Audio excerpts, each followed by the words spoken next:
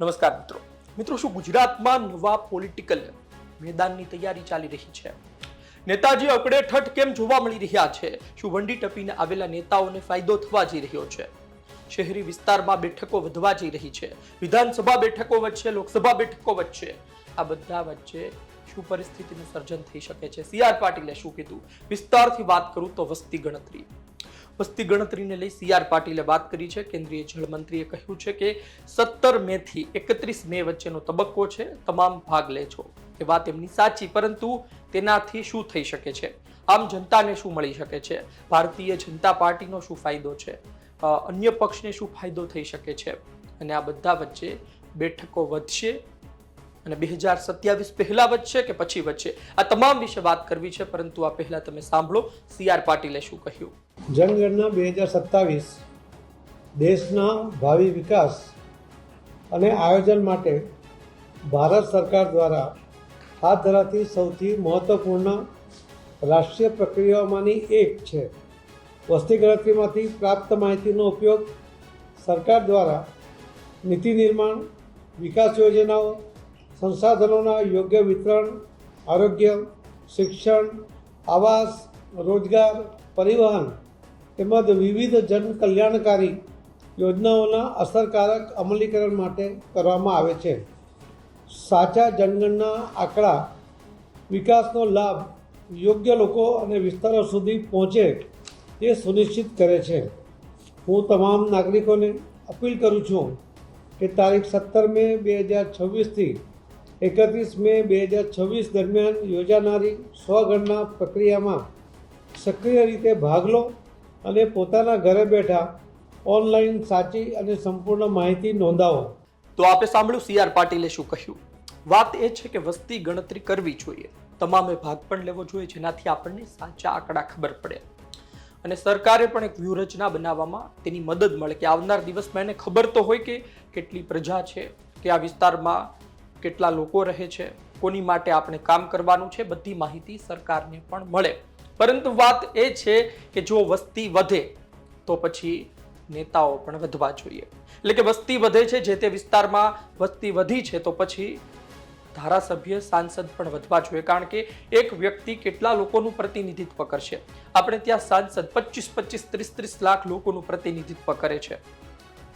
પરંતુ વાત એ છે કે હવે તેમાં ફેરફાર થઈ શકે છે. પહેલા વસ્તી ગણતરી અને ત્યારબાદ વિધાનસભા બેઠક અને લોકસભા બેઠકમાં ફેરફાર થશે.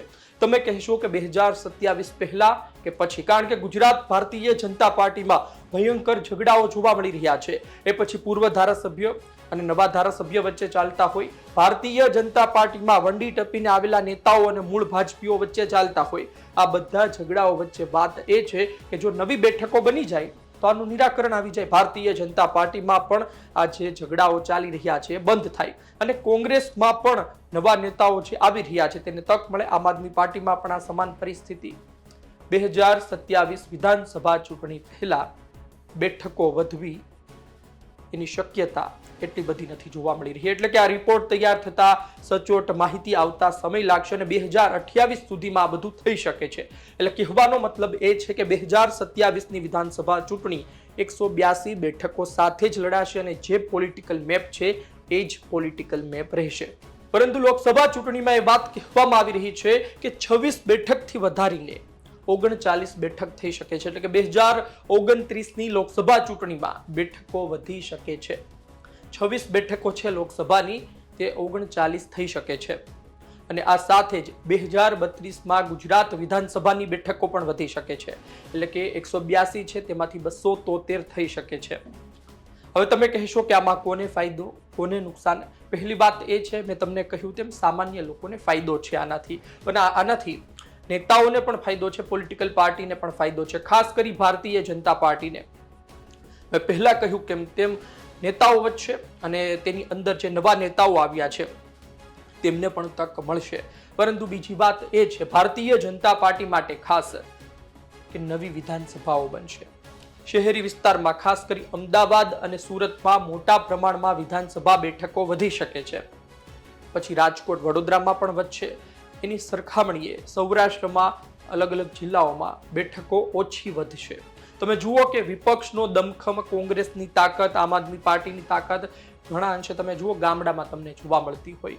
નાની નાની વિધાનસભાઓમાંથી તેઓ જીતીને આવતા હોય. પરંતુ આ વિસ્તારોમાં ઓછી વિધાનસભા વચ્ચે જેની સરખામણી અમદાવાદ, સુરત, રાજકોટ, વડોદરામાં બેઠકોની સંખ્યા વધુ હશે, જેના પરિણામે સત્તાધારી પાર્ટી ભારતીય જનતા પાર્ટીને અત્યારના સમીકરણ મુજબ મોટો ફાયદો થઈ શકે છે.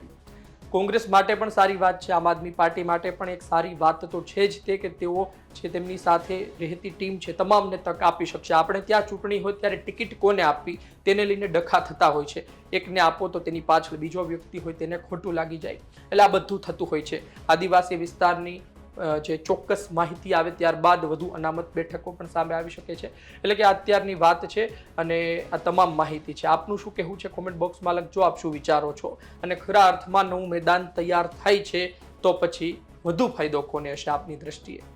ધન્યવાદ.